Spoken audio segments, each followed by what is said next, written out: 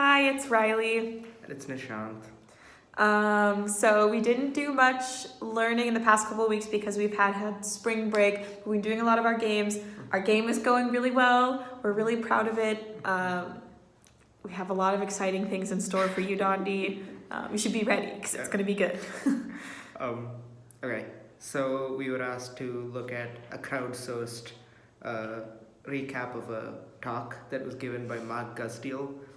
So he's a PhD in computer science and education, and he works primarily in teaching people about computer science. So he runs this thing called the Contextualized Support for Learning Lab, which is like a lab which focuses on innovation in computer science education.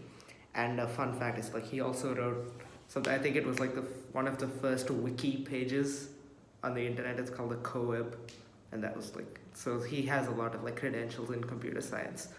And so we were asked to look at both the crowdsourced recap of his talk as well as the he himself wrote a 2-page abstract of that talk. And what did you want to start? What did you think of it? Yeah, it was really interesting. One of the links I went to was What's the Big Idea Toward a Pedagogy of Idea Power by S. Palpert on it. And I thought that was really interesting because I know that oftentimes the biggest issue within the public education system is since there's so many students, you have to standardize everything, and if a student can't fit into the standardization, they can often be mischaracterized as dumb or maybe needing of special education. So that's what this one was about students who maybe just think in different ways or are more innovative in their thinking versus the traditional style of public education, and that computer science can actually help these students be able to learn things in a way where it feels like they're almost inventing or discovering them, and it's more taken upon themselves versus someone just lecturing at them. So we had a few stories about, there was one girl who discovered that the number 0 is a real number when she was able to set the speed on one of the program functions of the car that was playing to 0, and she discovered that that's an actual speed, it just means nothing. And she hadn't really previously been interested in that, but she was able to because of this program discover it, and also have this sparked interest in math or science. That's kind of a common theme too, is that maybe if you are discouraged by math or science, if you do it through a computer route or a computation route, it helps you think and not be so scared of it. I remember I learned how to type through a computer program. Also the Khan Academy computer program was really nice because it took something like computer science, which seemed like something I would never be able to do, and made it accessible. So I thought that was really interesting. I think because the whole point is computer science could make everything so much more accessible, which was I know a big point of his talk and a lot of the people he quoted. So I definitely agree with that if you were to use it in the right way, and it could be a skill that also would help organize students' thinkings and allow them to think in ways they might not have and apply that to different subjects. The way you learn to think logically in computer science could help you write an essay where you also have to think logically through your argument. So that was the little side thing that I did and my take on that. Yeah, so the big idea of his talk was that computer science was meant to teach everyone about everything. And so he says you shouldn't draw a difference between computational logic and actual mathematical and scientific logic, because computer programming itself has underlying things you have to proceed in a certain way, and repetition and certain he gave a few bullet points of things which are common in both computer science as well as in real life that you need. And so his point was that we'd have to teach what we're doing with this class in honors, teaching people who aren't necessarily going to do anything related to computer science in the future, or maybe not, but that those skills are essential for just basic education. And that was his big point. So the link that I followed was what is programming literacy, so programming as literacy. And so that draws a distinction between just learning how to code, which he compares to the grammar of a language, which is just learning how the syntax of C++ works. And Adam Kay, who's the author, says programming as literacy is something deeper and more. He says it's romantic, it's he quotes this computer literacy is not even learning to program. That can always be learned. It's a contact with the activity of computing that's deep enough to make the computational equivalent of reading and writing fluent and enjoyable. So like it's like fluency in a language as opposed to just knowing the basic like rules of the language.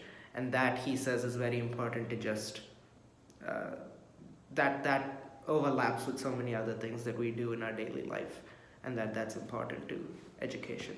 The other thing I thought was interesting in his crowdsourcing thing, he mentioned a lot of stats on like the gender disparity within like computation and STEM things, and also too, he mentioned how like the National Conference for Science Teachers has about like 9,000 or something attendees every year, while the one for computer science has less than 1,000, and like growing more that field itself within school, because like very few schools offer like the AP program or even any classes on that, when computers are like becoming so relevant and important, like beyond the fact of like it's going to help you in any other thing, like you're going to have to know how to like use and navigate like all this new technology.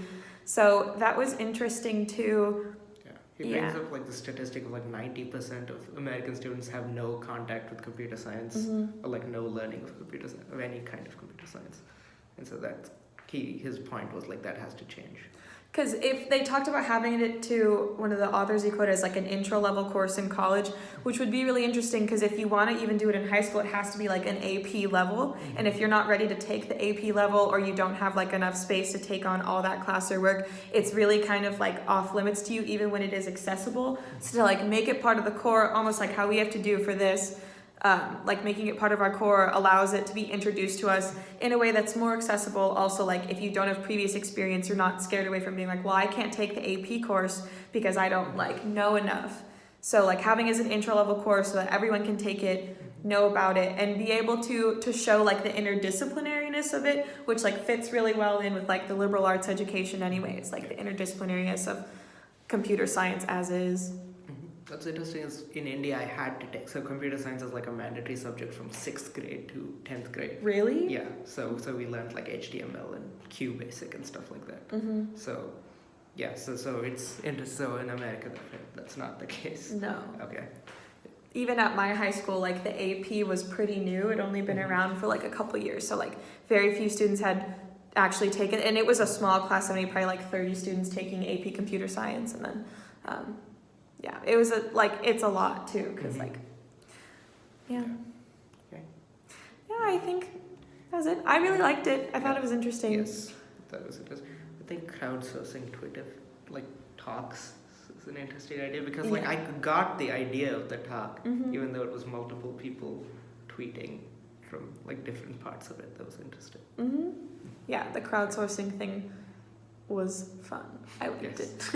It also encourages people to be on their phones while he's giving the talk too. The talk, yeah. And they had like videos of it, of like parts of the talk, like when he did like the harmonica ukulele thing, like people had captured videos of it. Also. Yeah. Well, I think that's it for us. Yes. Thank you so much. You. We'll see you in class next week. Yes. All right. Bye.